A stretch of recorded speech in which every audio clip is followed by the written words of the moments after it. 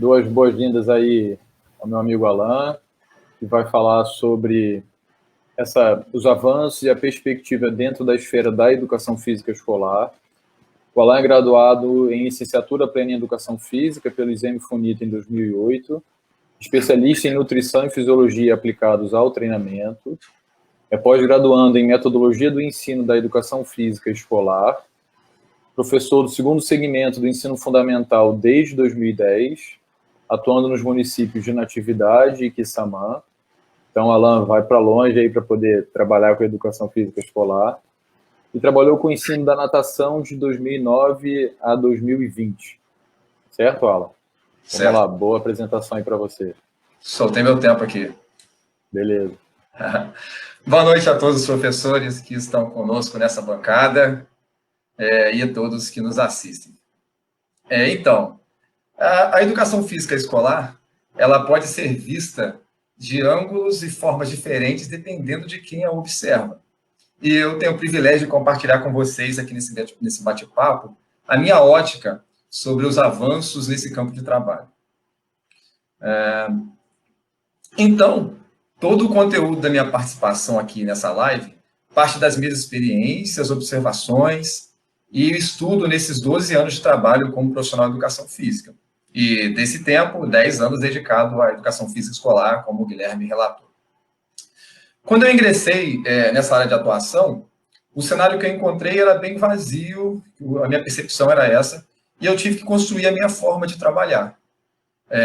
A orientação pedagógica da primeira escola que eu trabalhei, ela não me passava muitas informações sobre o currículo que o município usava. Então, eu precisei conversar com os profissionais para perceber melhor a forma de trabalho na educação física naquele município.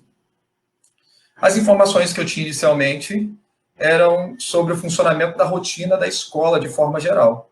A divisão dos instrumentos de avaliação, a apresentação, foi feita para mim a apresentação dos professores, dentre outras informações, mas elas eram bem gerais, essas informações sobre a escola e sobre a sua rotina. Como essa foi a minha primeira experiência profissional na educação física escolar, primeiramente eu me senti perdido em relação ao trabalho pedagógico, propriamente dito, mas pelo menos eu me senti acolhido pela equipe pedagógica e gestora daquela escola. Então, nessa mesma escola, eu comecei a planejar quais os conteúdos que abordaria durante o ano letivo, os objetivos que eu gostaria de alcançar a curto, médio e longo prazo, e também a pensar nos métodos que eu poderia utilizar nos variados momentos de aula e pesquisar sobre os materiais e espaços disponíveis que eu poderia utilizar para as aulas. Assim, eu fui me familiarizando com esse contexto escolar e, aos poucos, eu fui me sentindo à vontade, mas o processo foi bem lento e gradativo. Por muito tempo, eu dividi a minha atuação profissional entre o ensino da natação e a educação física escolar.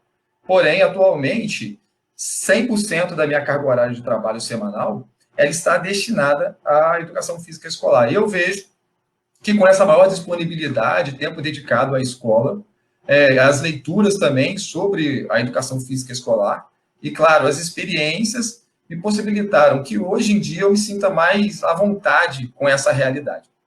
Atualmente, eu possuo 2 matrículas e continuo atuando no segundo segmento do ensino fundamental em ambas matrículas.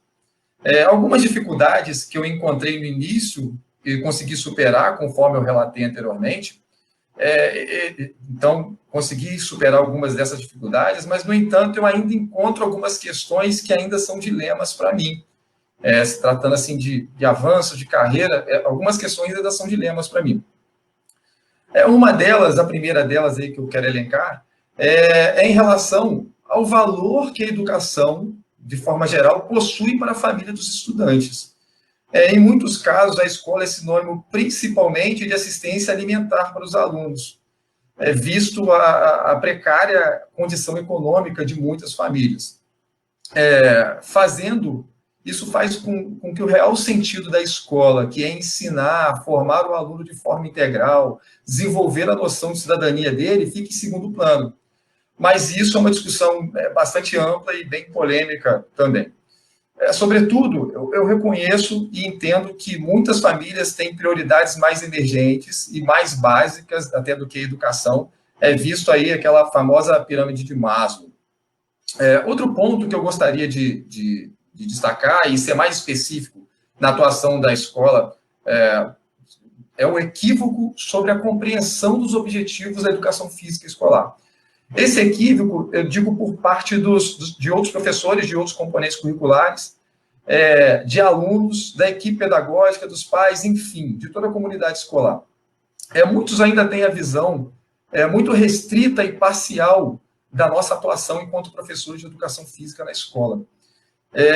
As pessoas enxergam como uma área segmentada que trata apenas do ensino dos esportes e desconhecem a riqueza que existe em outros conteúdos, em outras abordagens, né, que nós fazemos durante as nossas aulas, durante o período letivo.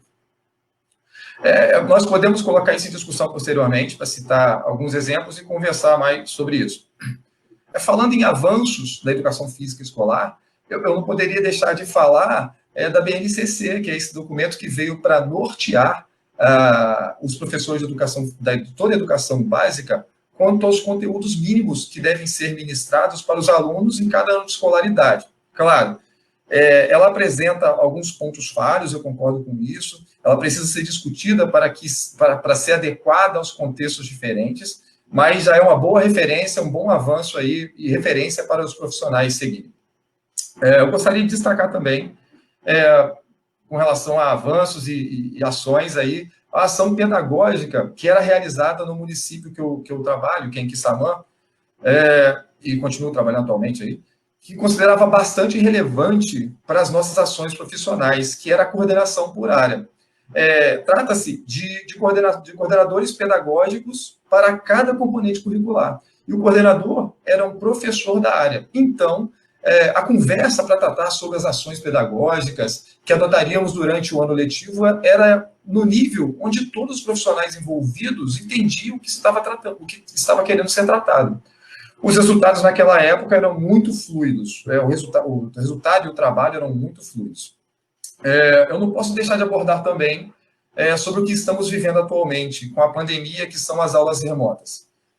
Os sistemas educacionais tiveram que se reinventar para atender a demanda de ensinar à distância.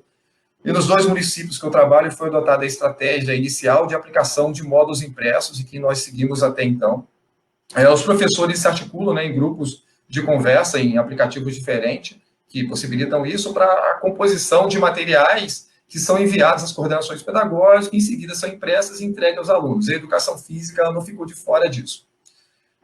Mas após a pandemia, como serão as aulas de educação física na escola? Respondendo a essa pergunta, ainda há muita discussão, muitas propostas, mas por enquanto a gente não tem um procedimento correto a seguir, pois a cada dia tem muitas informações chegando sobre isso o tempo todo. Mas há uma forte corrente que trata do ensino híbrido. Os recursos tecnológicos eles passarão a ter outra conotação a partir desse momento que estamos vivendo, certamente. A internet, as plataformas de acesso a ela, enfim, a comunicação remota, ao meu modo de ver, não vai ser abandonada de uma hora para outra. Vamos usar esses recursos em sistema de ensino híbrido, isso eu tenho percebido. Esse híbrido seria aulas presenciais, com restrições de número de alunos por aula, por sala de aula, e outras medidas junto com essas, e junto com as aulas à distância. Seguindo ainda nesse tópico, e já finalizando a minha participação, eu gostaria de explanar como, ao meu modo de pensar, serão essas aulas presenciais de educação física na escola, e no retorno da pandemia. Eu penso que o distanciamento social será inevitável, teremos que pensar nesse critério e adotar atividades que possam ser aplicadas para desenvolver os conteúdos que atendam esse requisito, o distanciamento entre os participantes. E acredito também que o uso de máscara continuará sendo solicitado. Então, deveremos repensar sobre as atividades com exigências físicas maiores. No entanto, isso é bem individual, pois o professor deve olhar aí deve ter olhar sobre o grupo, mas também para cada aluno e perceber o que é intenso ou não para cada um deles. Enfim, esse é um tempo de pensar e planejar o retorno, pois eu acredito que por algum tempo nós passaremos por restrições e até eu voltar ao normal, o professor de educação física escolar, ele terá que se reinventar para ministrar suas aulas de forma segura. Pessoal, foi um prazer poder aqui compartilhar um pouco de como eu penso sobre os avanços e as perspectivas da educação física com vocês. Eu me mantenho à disposição aí para uma próxima rodada de conversa, caso surja alguma dúvida também. Obrigado. Obrigado, Alan.